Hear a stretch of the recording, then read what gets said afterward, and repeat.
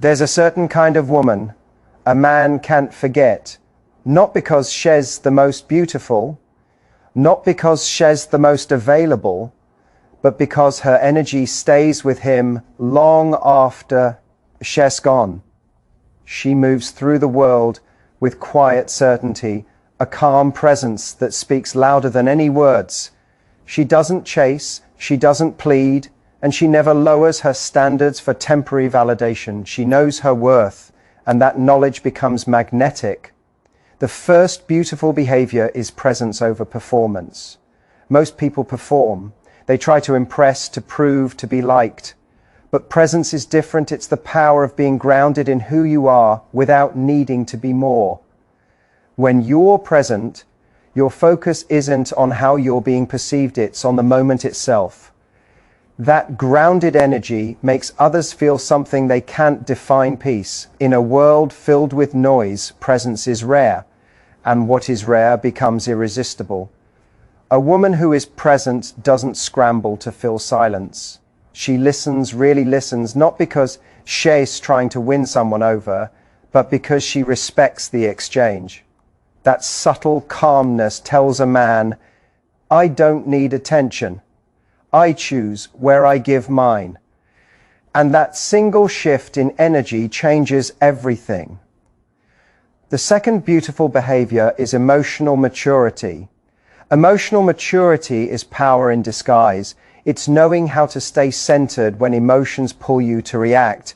It's responding, not exploding. A man becomes addicted to the woman who can meet conflict with composure. She doesn't manipulate, she communicates. She doesn't withdraw in games, she creates clarity. That kind of energy gives him something he rarely finds: safety. Not safety in comfort, but safety in truth. Emotional maturity isn't passive. It's not weakness. It's strength with grace. It's being able to say, I care about you, but I care about myself too. It's choosing peace over drama, dignity over dominance, and alignment over approval. When a woman can stay composed in chaos, it shows a man that her emotions serve her, they don't control her. That kind of steadiness is addictive, because deep down men crave that anchor. The third beautiful behavior is boundaries that create desire. A woman without boundaries loses herself trying to keep someone else. But a woman with boundaries commands respect without asking for it. Boundaries are not walls, they are standards. They say, this is how I expect to be treated, because I treat myself that way first. Every time she walks away from disrespect, her value increases in his eyes. Scarcity creates value, and self-respect creates scarcity. When she doesn't tolerate breadcrumbs, when she doesn't justify bad behavior, when she doesn't beg for attention, she becomes the one he can't stop thinking about, because her absence has weight. He knows she's not easily replaced, and that realization burns in his mind long after the conversation ends. That's the paradox. The more she respects herself, the more addicted he becomes, and finally the silent undercurrent that ties. All of this together, grace in energy. There's something captivating about a woman who can embody softness without surrendering her strength. Her energy doesn't scream for attention, it draws it. She can be gentle and powerful at the same time, kind, but not naive, loving, but not desperate. Her grace disarms, her confidence grounds, and her self-awareness elevates everything around her. That combination, calm, clarity, and confidence, is what makes a man addicted, because it reminds him of what's possible when chaos meets control, when love meets respect, and when emotion meets intelligence. She becomes not just a person, but an experience. In truth, attraction isn't about looks or lines, it's about frequency. The frequency of a woman who knows who she is, honors her emotions, and never abandons herself for connection. That kind of energy lingers. It haunts the mind. It commands respect and evokes desire in equal measure. So if you want him addicted, don't chase, don't perform, and don't prove. Become the woman who carries peace like perfume and power like quiet thunder. Because when you master yourself, you'll never have to chase love. Love will find its way to you, unable to forget the gravity of your presence. There's a kind of power that doesn't roar, it whispers. It doesn't dominate the room, yet it commands it. That's grace. The kind of grace that moves through life with quiet confidence, unshaken by chaos, untouched by noise. It's not loud, it's not desperate, but it's unforgettable. This is what true feminine power looks like: calm, composed, radiant from within. It doesn't need to prove, because it already is. Grace in energy isn't weakness, it's the mastery of restraint. It's the strength of knowing when to speak and when silence says more. It's the wisdom of knowing that peace is not passive, it's power under control.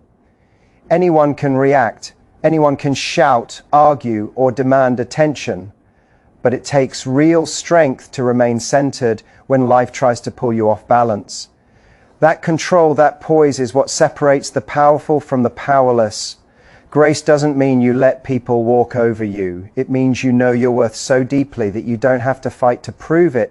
You don't chase validation. You don't beg for understanding, and you don't crumble when things don't go your way. You breathe. You observe. You respond from alignment, not emotion.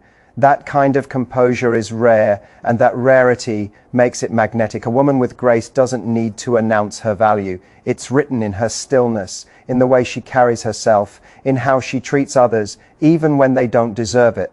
Her energy tells the world, I know who I am, and I won't lose that to fit in with what I'm not. She can walk away without hate, forgive without forgetting, and love without losing herself. That's not softness. That's sovereignty. Grace in energy is about balanced softness that holds firm boundaries, kindness that doesn't tolerate disrespect, love that doesn't lose self-respect. It's the AB. Ability to stay gentle in a world that rewards hardness. It's the courage to stay open, even after being hurt. Because grace isn't pretending you're unshakable. It's knowing that even if you shake, you'll never break. Think about it. Anyone can mirror aggression with aggression, coldness with coldness, insult with insult. But it takes emotional mastery to meet chaos with calm. That's the kind of energy that disarms people. It confuses those who expect drama and earns the respect of those who value depth. A graceful woman doesn't fight for control. She already has it. Her peace is her power, and that peace is what drives others to protect, respect, and be drawn toward her. Grace in energy transforms situations. It can turn tension into understanding, hostility into humility, and rejection into redirection. Because grace doesn't resist, it redirects. It flows, adapts, and yet never loses its shape. When life tests her, she doesn't crumble, she recalibrates. When someone disrespects her, she doesn't react. She remembers who she is and walks away in silence that echoes louder than words ever could. This kind of woman doesn't operate from ego, she operates from essence. She doesn't need to outshine anyone because she's already aligned with her own light. She doesn't compete, she completes herself. She doesn't need to be chosen, she chooses. That's the quiet revolution of grace. It's the rebellion of peace in a world addicted to drama. A graceful energy makes people rethink their own chaos. It brings out respect in the reckless, reflection in the arrogant, and humility in the proud.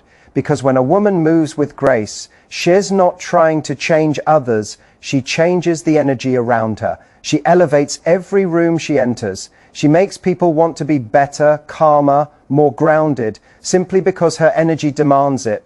Grace is not learned from books. It's forged in pain, refined by patience, and revealed through discipline. It's born in those moments when life tries to make you bitter, but you choose better. When you could fight, but you stay silent. When you could retaliate, but you rise. That's grace, not submission, but transcendence, and that's why it's the most powerful form of attraction. Because grace doesn't chase, grace draws. It doesn't shout to be seen, it's seen because it shines differently. When you embody grace, people feel something they can't name. It's peace that feels powerful. It's confidence that feels kind. It's strength that feels safe. So walk with grace, speak with intention, love with depth, and remember, grace isn't about being perfect. It's about staying aligned with who you are, even when the world tries to pull you away from it. Because when you master grace, you don't need to control others, you control yourself, and that right there is the ultimate power. The moment you stop chasing approval, you start commanding respect. The moment you say no to what insults your worth, you create space for what honors it. Boundaries are not walls, they are standards. They are the invisible lines that separate your peace from chaos, your self-respect from self-betrayal. And here's the truth. Nothing builds attraction faster, nothing deepens desire stronger than a person who knows where to draw the line. People respect what they can't easily access. When you give your time, your attention, your energy too freely, you dilute your value. You become common in a world that craves rarity. Boundaries are what turn ordinary into extraordinary. They create scarcity, and scarcity creates value. When someone realizes they can't have you whenever they want, however they want, they begin to crave your presence because it no longer feels guaranteed. A person without boundaries becomes predictable, and predictability kills attraction. But a person with standards becomes mysterious, magnetic, and memorable. Why? Because they carry themselves like their energy is currency. They spend it wisely. They don't beg for validation. They let curiosity build in silence. That restraint, that discipline makes others want to earn access, not take it for granted. Boundaries are not about rejection, they're about self-respect. They're not a punishment for others. They're protection for yourself. They remind you and everyone around you that your peace is not for sale. When you say, this is what I accept and this is what I want, you're not being harsh, you're being clear. And clarity in a world of confusion is power. Every time you enforce a boundary, you reinforce your worth. When someone crosses a line and you walk away, instead of arguing, you show them that your silence holds more strength than your words ever could. When you stop explaining yourself to people who only listen to respond, you reclaim your power. You teach others how to treat you not through demand, but through example. Desire fades when there's no respect, and respect fades when there are no boundaries. When you tolerate disrespect, you don't look strong, you look scared of loss.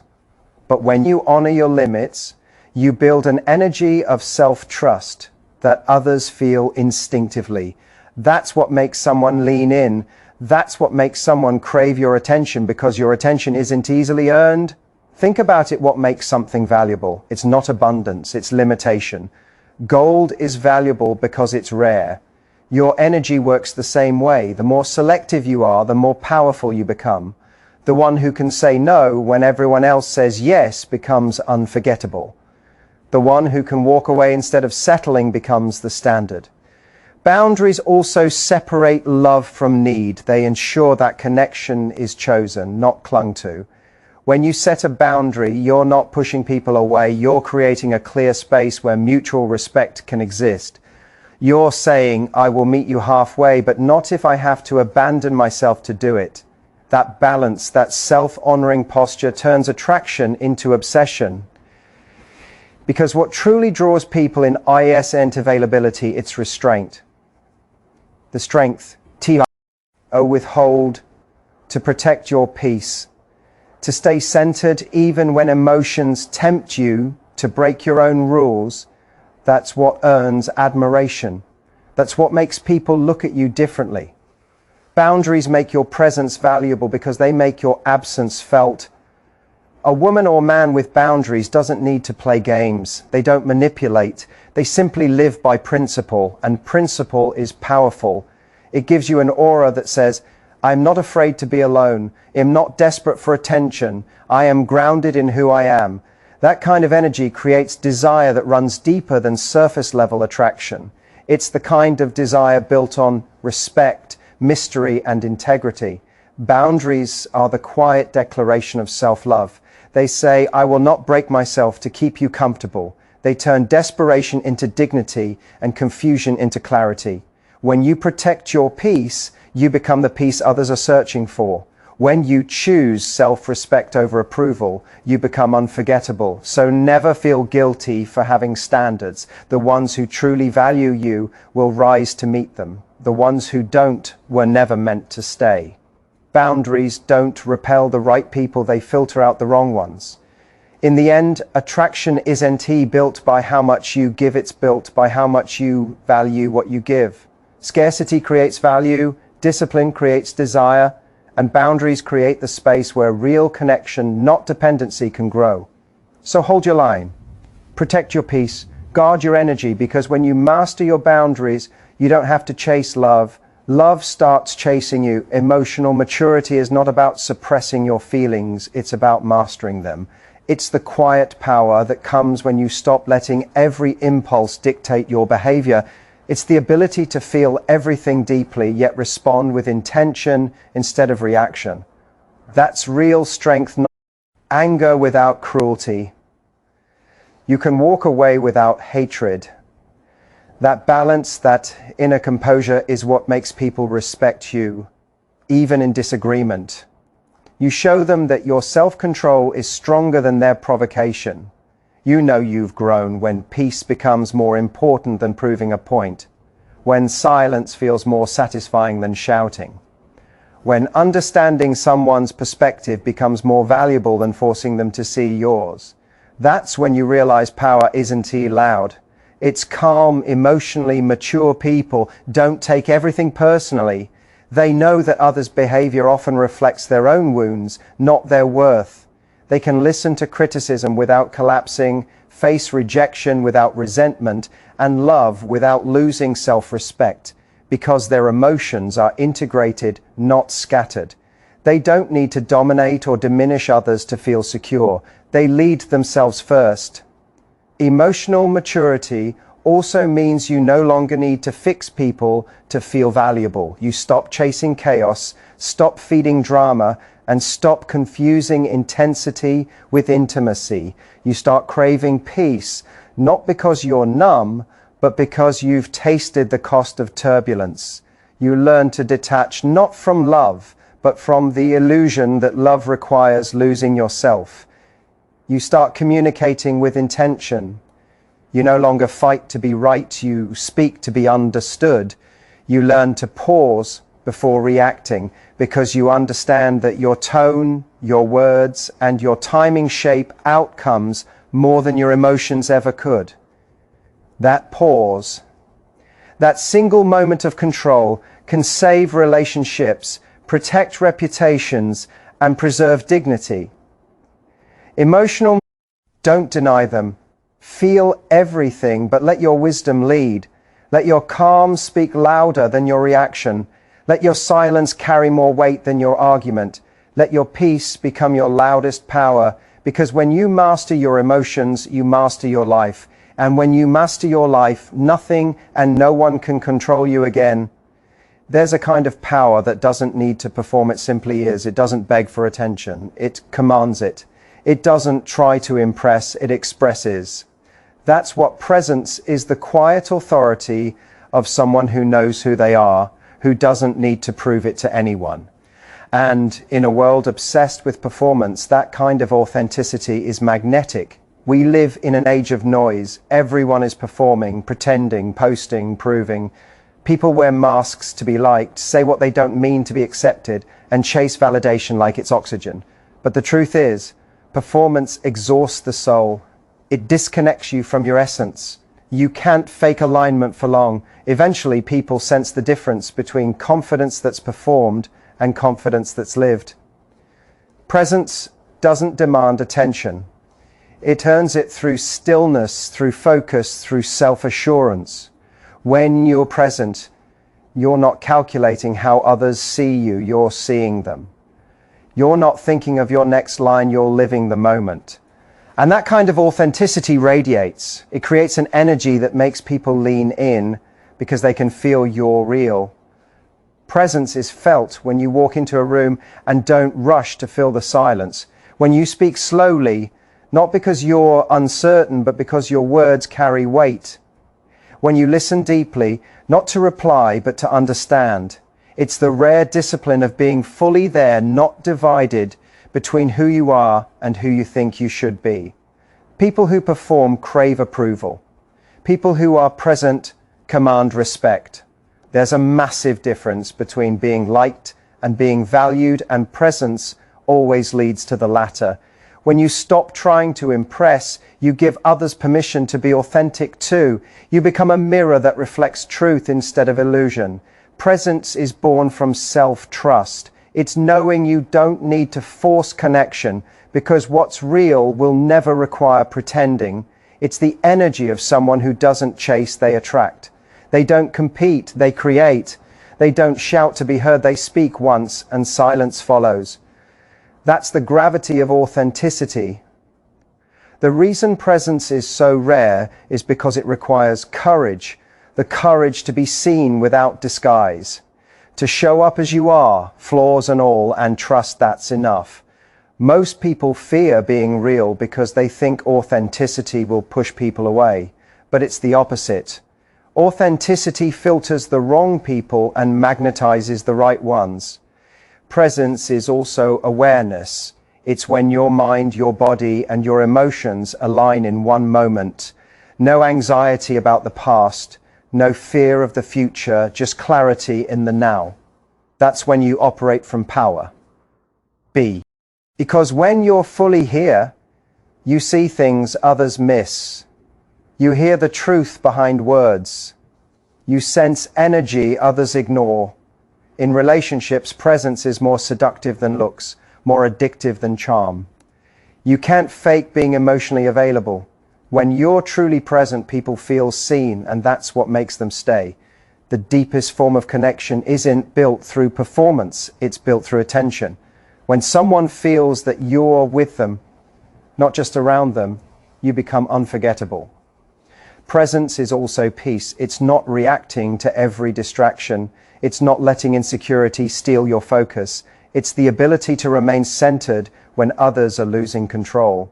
The person who can stay calm in chaos becomes the anchor everyone else gravitates toward. That's the real magnetism, composure. When you live from presence, you stop needing to chase moments, you start creating them. You stop trying to impress the world and start impacting it. Because people may admire performance, but they remember presence.